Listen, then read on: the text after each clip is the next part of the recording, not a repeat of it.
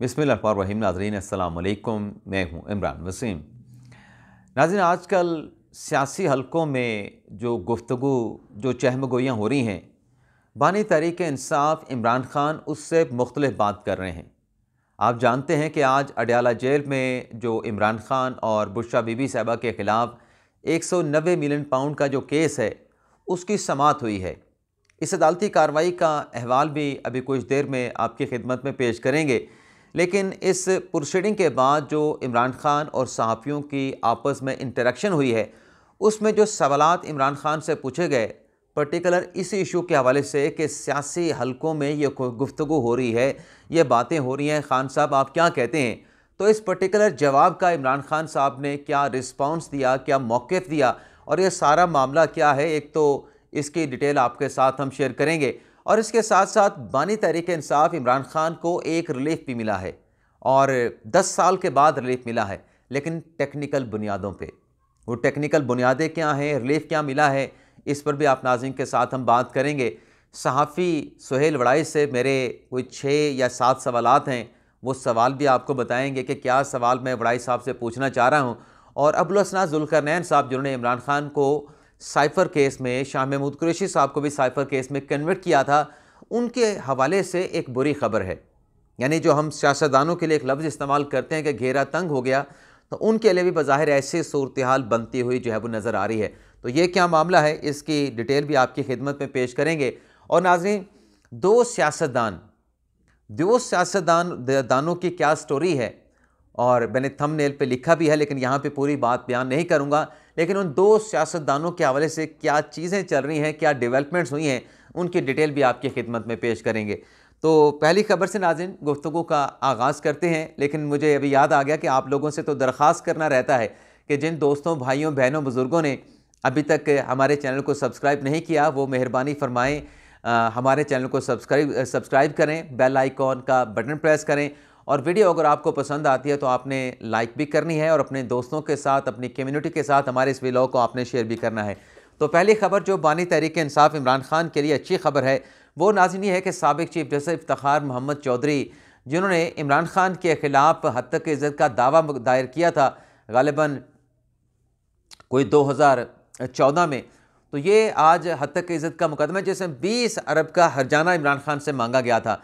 तो आज जज साहबा हैं हसीना सकलैन साहबा, और इस केस में पेश हुए हैं नईम हैदर पंजोता साहब, और इसमें जो आर्गूमेंट हुए उन दलाइल के बाद जज साहबा ने जो इमरान खान के ख़िलाफ़ साबिक़ चीफ जस्टिस इफ्तिखार मोहम्मद चौधरी का जो केस था डेफामेशन का, उसको टेक्निकल बेसिस पे जो है वो कलअदम कर दिया है, ख़ारिज कर दिया दरख्वास्त। उसमें कहा यह गया है कि जो 6 माह की कानून के मुताबिक मियाद थी, 2002 के कानून के मुताबिक ये डेफामेशन का जो सूट है, जब इमरान खान के ऊपर इल्ज़ाम लगाया गया कि उन्होंने साबिक़ चीफ जस्टिस इफ्तिखार मोहम्मद चौधरी की कंटेम्प्ट की है या डेफामेशन की है, डिफेम उनको किया है, तो 6 माह के अंदर वो सूट फाइल कर सकते थे। लेकिन उनका जो सूट अदालत में दायर हुआ वो 6 माह की मियाद के बाद दायर किया गया था। तो ये इमरान खान साहब को अच्छी खबर मिली है। लेकिन इसमें जो अहम जिम्मेदारी वो नईम हैदर पंजोता साहब पर भी आती है और इंतज़ार पंजोता साहब पर भी आती है। जितने नाज़रीन ये जो छोटे वकील हैं, मतलब वैसे तो बड़े प्रोमिनेंट अब रहनुमा बन चुके हैं, लेकिन वो वकालत में इतने प्रोमिनेंट नहीं हुए। नईम हैदर पंजोता हो गए, इंतज़ार पंजोता हो गए, खालिद यूसुफ चौधरी हो गए, तो ये बड़ी दिलजमी के साथ खान साहब के केसेस को फॉलो करते हैं। इसके अलावा नाज़रीन जो अनवारुल हक काकड़ साहब हैं और फैसल वाडा साहब हैं, आज उन्होंने अपने नॉमिनेशन पेपर जो है वो जमा करवा दिए हैं। अनवारुल हक काकड़ ने और फैसल वाडा साहब ने सेनेट का इलेक्शन लड़ने के लिए। अब ये दोनों नाज़रीन सियासतदान हैं, फैसल वाडा साहब भी सियासतदान हैं, अनवारुल हक काकड़ साहब भी सियासतदान हैं। लेकिन इन पे जो मैंने लिखा कि दो सियासतदानों ने बड़ा खड़ाक कर दिया, दो सियासी शख्सियात ने। तो फैसल वाडा, अनवारुल हक काकड़ साहब सेनेट का इलेक्शन तो लड़ने जा रहे हैं, लेकिन कुछ पता नहीं कि किस सियासी जमात के प्लेटफॉर्म से इलेक्शन लड़ने जा रहे हैं। वैसे तो आज मोहसिन नकवी साहब ने भी अपने सेनेट के इलेक्शन में नॉमिनेशन पेपर जमा करवाए हैं, लेकिन जब वो अपने नॉमिनेशन पेपर जमा करवाने गए तो उनके दाएँ बाएँ, आगे पीछे मुस्लिम नवाज़ के रहनुमा भी थे, मुस्लिम अपना काफ के भी थे और पाकिस्तान पीपल्स पार्टी के भी थे। तो नज़र आ रहा था कि मोहसिन नकवी साहब को कौन कौन सी सियासी जमातें सपोर्ट कर रही हैं। लेकिन ये जो अनवारुल हक काकड़ साहब ने और फैसल वाडा साहब ने नॉमिनेशन पेपर सेनेट के इलेक्शन के लिए पंजाब और अपना बलूचिस्तान और कराची से जमा करवाए हैं, तो उनकी कोई ऐसी चीज़ नज़र नहीं आ रही। लेकिन ये ज़रूर है कि फैसल वाडा साहब ने ये जो नॉमिनेशन पेपर जमा करवाए हैं, नॉमिनेशन पेपर जमा करवाने के साथ साथ उन्होंने ये कहा कि जो अली अमीन गंडापुर साहब हैं वो अपनी मुद्दत पूरी नहीं कर सकेंगे, ग़ालिबन नाअहल हो जाएंगे। और साथ में उन्होंने कहा कि 9 मई और ईद के बाद उनके लिए परेशानियाँ हैं। और 9 मई के मुल्ज़मान के हवाले से भी उन्होंने कुछ फरमाया, कुछ दावा किया कि किसी के साथ कोई रियायत नहीं की जाएगी। तो हम आपको 2 हफ्ते पहले ये खबर दे चुके हैं कि 9 मई के हवाले से किसी किस्म की कंसेशन नहीं है। लेकिन ये जो फैसल वाडा साहब का कहना है कि अली अमीन गंडापुर साहब जो हैं वो अपनी मुद्दत पूरी नहीं कर पाएंगे, रमज़ान के बाद उनकी परेशानियाँ शुरू होंगी, तो अली अमीन गंडापुर साहब की नाअहली और उनकी जगह पे नया वज़ीर आला बनने का किसका इम्कान है, और वो पाकिस्तान तहरीक इंसाफ का कौन सा रहनुमा है, उसका नाम क्या है, इस हवाले से नेक्स्ट व्लॉग में आपके साथ हम डिटेल में बात करेंगे। इसके अलावा नाज़रीन, सनम जावेद साहबा जिन्हें पंजाब की जनरल नशिस्त पर इमरान खान साहब ने सेनेट का इलेक्शन लड़वाने का फ़ैसला किया है, एक नाम के इलेक्शन की बात है।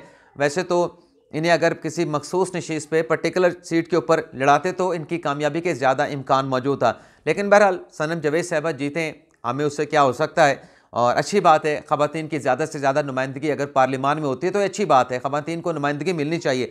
लेकिन जिनके जो नॉमिनेशन पेपर के हवाले से दरख्वास्त थी आज सूबाई इलेक्शन कमीशन के सामने, वो उन्होंने रद्द कर दी थी। उनके वालिद की तरफ से, सनम जावेद के वालिद की तरफ से ये उनके नॉमिनेशन पेपर फाइल हुए थे, जिसमें यह कहा गया था कि इनके सिग्नेचर नहीं है, आप इनके सनम जावेद के सिग्नेचर कराने के हवाले से अहकाम जारी करें ताकि जेल में जाके, कोट लखपत जेल में जाके उनके सिग्नेचर करवाए जा सकें। तो सूबाई पंजाब इलेक्शन कमीशन ने कहा कि ये हमारी रिस्पॉन्सिबिलिटी नहीं है, हम आपकी ये दरख्वास्त रद्द करते हैं। तो फिर अदालत से रजू किया गया, तो अदालत ने ये इजाज़त दे दी है कि जो सनम जावेद के नॉमिनेशन पेपर हैं सेनेट में का इलेक्शन लड़ने के लिए, उस पर सिग्नेचर करवाए जाएँ। तो ये एक रिलीफ मिला है। तो खान साहब ने नाज़रीन जो नाम फाइनलाइज़ किए हैं सेनेट के इलेक्शन के हवाले से, बहुत सारे नाम तो आप जान चुके हैं, तो लेकिन ये वाज़ेह हो गया है कि मुराद सईद साहब को भी इमरान खान साहब जो हैं वो सेनेट का इलेक्शन लड़वाने जा रहे हैं, और अज़हर मशवानी को भी KPK से जो है वो सेनेट का टिकट जो है वो देने की खबर सामने आई कि वो भी सेनेटर जो है पाकिस्तान तहरीक इंसाफ के प्लेटफार्म से टिकट से जो है वो मुंतखब होंगे। तो ये भी नाज़रीन का अहम खबर है। अब आ जाते हैं नाज़रीन, जो इमरान खान साहब के 190 मिलियन पाउंड केस की अडयाला जेल में समाअत हुई है। नाज़रीन, आज 4 गवाहों ने पेश होना था, लेकिन 2 गवाह आज कंक्लूड हुए हैं अदालत में। एक गवाह का बयान रिकॉर्ड किया गया है, एक गवाह के बयान पर एक गवाह का बयान रिकॉर्ड हुआ है, कलमबंद हुआ है, दूसरे गवाह का बयान रिकॉर्ड भी हुआ है और उस पर जिरा भी मुकम्मल की गई है। जो नाज़रीन जिस बयान मतलब गवाह का बयान रिकॉर्ड हुआ, उसमें एक financial officer Al Qadir university Zahid Latif साहब भी हैं। उन्होंने इमरान खान साहब के बारे में क्या फरमाया है, इस पर आने से पहले नाज़रीन आपको बताते चलें कि आज की अदालती कार्रवाई में बुशरा बीबी साहबा, उनकी बेटी और दामाद भी मौजूद थे। मज़ीद गवाहान को आइंदा जो समाअत इस केस की 20 मार्च को होना है, वो जज साहब की तरफ से जो है वो तलब कर ली गई है। अब आ जाते हैं नाज़रीन जो खान साहब की मीडिया के नुमाइंदों के साथ इंटरेक्शन या गुफ्तगू हुई। एक तो नाज़रीन खान साहब की बातों से आज ऐसा इंप्रेशन मिला कि खान साहब ने कहा कि जो लोग हमें तशद्दुद की वजह से 9 मई के बाद तशद्दुद की वजह से, मारपीट की वजह से छोड़ के गए या खौफ की वजह से छोड़ के गए, उनको हम पार्टी में वापस ले लेंगे। ये खान साहब की बातों का ये भी उसमें झलक नज़र आई, एक खुलासा उन खान साहब की बातों का था। दूसरा, खान साहब से सवाल हुआ, जो IMF के सामने शहबाज गिल साहब ने एहतजाज किया, खान साहब ने कहा कि वो बिल्कुल दुरुस्त है। खान साहब ने IMF के सामने एहतजाज को, PTI के एहतजाज को शहबाज गिल की जानिब से जो मुनक़िद किया गया था, उसको दुरुस्त करार देना, एक तरीके से शहबाज गिल साहब को क्लीन चिट दे के ये जिम्मेदारी खान साहब ने अपने ऊपर डाल ली है कि ये सब कुछ मेरे कहने पे किया गया है। क्योंकि PTI की तरफ से कल जब ये चीज़ें सामने आई थी कि IMF के सामने एहतजाज और प्रोटेस्ट और शहबाज गिल साहब उसको सरबराही कर रहे हैं, तो इस पर लीड कर रहे हैं, तो इस पर कहा गया था कि PTI की तरफ से यहाँ से पाकिस्तान से शहबाज गिल को ये सब कुछ करने का कहा गया था। तो शहबाज गिल साहब को क्लीन चिट है, इमरान खान साहब के कंधों पर जिम्मेदारी आई है, जो इसको जो है अप्रिशिएट करें। खान साहब ने इसी मीडिया गुफ्तगू में जो शेर वज़न मरवत साहब कहते हैं ना कि हमने सुन्नी इत्तेहाद कौंसिल के साथ इत्तेहाद करके हमने गलती की है, उसकी वजाहत भी की है। उस बयान को किसी हद तक कदरे दुरुस्त भी करार दिया, लेकिन खान साहब ने वजाहत की कि मेरा ये मकसद ये था कि तीनों जमातों के साथ, सुन्नी इत्तेहाद कौंसिल के साथ और उसके साथ साथ मजलिस वहदतुल मुस्लिमीन के साथ और शिरानी ग्रुप के साथ, तीनों के साथ जो है वो इत्तेहाद होना चाहिए था। अब तीनों के साथ इत्तेहाद कैसे होना था, ये खान साहब भी बता सकते हैं कि तीनों जमातों के साथ आप कैसे इत्तेहाद करते। मतलब आप खैबर पख्तूनख्वा में एक जमात के साथ करते, सुन्नी इत्तेहाद कौंसिल के साथ पंजाब में करते, मरकज़ में आप वहदतुल मुस्लिमीन के साथ करते, तो फिर किसने रोका था? आज जो ये PTI के लोग आपस में लड़ रहे हैं, लड़ झगड़ और भिड़ रहे हैं आपस में, ये तो बहुत सारी अंदर की बातें आ रही हैं। और खान साहब कह रहे हैं कि तीनों के साथ होना चाहिए था, और मरवत साहब को जस्टिफाई भी कर रहे हैं। तो ये नाज़िम, मैंने कि जैसे कहा ना कि ये चीज़ें अभी बाहर आएंगी, ये चीज़ें बाहर आएंगी, और पता नहीं क्या क्या चीज़ें बाहर आएंगी जिसके ऊपर किसी और लोगों को हद पे तनकीद बनाया गया था। इसके साथ साथ नाज़िम खान साहब ने कहा कि अली अमीन गंडापुर साहब को शहबाज शरीफ के साथ तस्वीर नहीं बनानी चाहिए थी। अब अली अमीन गंडापुर साहब की जो तस्वीर थी वो प्राइम मिनिस्टर ऑफिस ने बनवाई थी, और उसके ऊपर वो बनती है तस्वीर, इसमें ऐसा कोई बात नहीं। भाई मुल्क, आप ये ना देखें कि वज़ीर आज़म के शहबाज शरीफ के साथ है, आप देखें कि पाकिस्तान के वज़ीर आज़म के साथ तस्वीर है, इस एंगल से भी देख लें। और क्या वहाँ पे आपके वज़ीर आला को बेहतर अंदाज में अप्रिशिएट नहीं किया गया, उनको एंटरटेन नहीं किया गया, उनके तमाम बातों को नहीं माना गया? और खान साहब कहते हैं कि मुझे नहीं लगता कि जो KPK के फंड्स हैं वो वफाक उनको देगा। इतनी खान साहब को नाउमीदी है। वैसे तो खान साहब को बहुत ज़्यादा नाउमीदी है। फिर कहते हैं कि जो बर्फ़ पिघलने की बात की जा रही है, बर्फ़ तो अभी नहीं पिघलेगी, बर्फ़ तब पिघलेगी जब हमें मैंडेट वापस मिलेगा। तो खान साहब मैंडेट वापस लेने के लिए कोई रास्ता तो निकाले ना बातचीत का। बात आप करना नहीं चाहते तो जो हुकूमत में बैठ गए हैं, जो वज़ीर-ए-आज़म की कुर्सी पे बैठ गए हैं, जो सदर की कुर्सी पे बैठ गए हैं, जो वज़रा की कुर्सी पे बैठ गए हैं, उनके सर में दर्द होगा कि वो आपके लिए रास्ता तैयार करें। रास्ता आपके लोगों ने, आपने खुद तैयार करना है। आपने उनके साथ जाके बात करने के, इस मामले की तहकीकात कराएं, हमारा मैंडेट चोरी हुआ है तो आप बात कर लें, नहीं तो ट्रिब्यूनल में जाएं, आपके पास ट्रिब्यूनल का रास्ता भी है। और खान साहब कहते हैं कि इंतखाबात का ऑडिट करवाया जाए। भाई इंतखाबात का ऑडिट कैसे होगा? उसके लिए भी तो मैं भी कहा ना कि वो तरीकाकार है, आप बैठेंगे, एक मुज़ाकरात के ज़रिए बातचीत होगी तभी रास्ता निकलेगा। आप बैठने को तैयार नहीं तो ऑडिट कौन कराएगा? खाक ऑडिट होगा। आगे कहते हैं कि शरीफ ख़ानदान जो है वो, उनका वोट के बगैर गुजारा नहीं होता।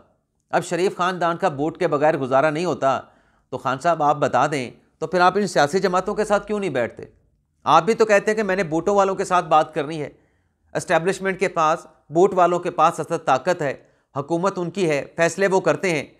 आपका भी तो वोट वालों के बगैर गुजारा नहीं होता खान साहब। आप भी तो वोट वालों के साथ बात करना चाहते हैं, आप भी तो वोट वालों के टेबल पे बैठना चाहते हैं, आप भी वोट वालों के कंधों पे सवार होना चाहते हैं। और आप पहले भी सवार होके आए थे और अब भी आप सवार होना चाहते हैं। लेकिन मसला यह है कि वो वोट वाले आपको लिफ्ट नहीं करा रहे। जो पहले आप कहते हैं ना वन पेज, अब वो वन पेज नहीं है। तो ताने आप दूसरों को देते हैं, जो ताने आप दूसरों को दे रहे हैं वो सब कुछ आप करने के लिए तैयार हैं, आप उसको गले लगाने के लिए तैयार हैं। और फिर कहते हैं कि 190 मिलियन पाउंड केस की समाअत इसलिए अब की जा रही है ताकि मेरी अगर दीगर केसेस में, यानी वो जो साइफर का केस है, इद्दत में निकाह का केस है और तोशा खाना का केस है, उसमें मेरी ज़मानत हो जाएगी तो मुझे इस केस में फ़ैसला दे के गिरफ्तार कर लेंगे। भले खान साहब भले, आपके अंदाजे वैसे ठीक है। तो एक तो नाज़ी ये हुआ। इसके अलावा जो मैंने कहा ना कि खान साहब का बयान मुख्तलिफ था, तो ये जो शेर अफजल मरवत साहब के हवाले से और फिर तीनों जमातों के साथ एक साथ इत्तेहाद करने की बात की गई, तो ये बात मुझे डाइजेस्ट नहीं हुई कि खान साहब क्या कहना चाह रहे हैं। वो कह रहे हैं कि हमने सुन्नी इत्तेहाद कौंसिल में, आपका रऊफ़ हसन पार्टी का बंदा कह रहा है कि पार्टी के सतह पे फैसले हुए, खान साहब को एतमाद में लेके फैसला हुआ कि सुन्नी इत्तेहाद कौंसिल में जाना है। आप आज कह रहे हैं कि नहीं, मेरी तो ख्वाहिश ये थी कि तीनों के साथ इत्तेहाद हो जाए। यानी आप तीनों को राज़ी करना चाहते हैं, किसी को छोड़ना नहीं चाहते। और 3 कश्तियों का सवार नाज़रीन कभी अपने मंजिल पे या किनारे पे नहीं पहुंच सकता। अगली खबर नाज़रीन, जो बयान रिकॉर्ड करवाया इसी केस में जो अपना गवाह थे, वो बयान क्या था नाज़रीन, मैं वो भी आपको पढ़ देता हूँ, ये आप सुन लें नाज़रीन। एक मिनट नाज़रीन, किधर गया, ये आगे नाज़रीन। Chief financial officer Al Qadir university Zahid Hanif की जानिब से इमरान खान के रूप स्टेटमेंट। अच्छा नाज़रीन, मैं आपको बता दूं कि अलकादर ट्रस्ट के 2 एंगल हैं। अलकादर ट्रस्ट के 190 मिलियन पाउंड जो बरतानिया से वापस आए, मलिक रियाज को दिए गए। दूसरा अलकादर ट्रस्ट यूनिवर्सिटी का क़याम है। केस जो है वो 190 मिलियन पाउंड का है। इसमें वो कहते हैं जाहिद हनीफ साहब के इमरान खान और बुशरा बीबी अलकादर ट्रस्ट के मैनेजमेंट कमेटी में शामिल नहीं थे।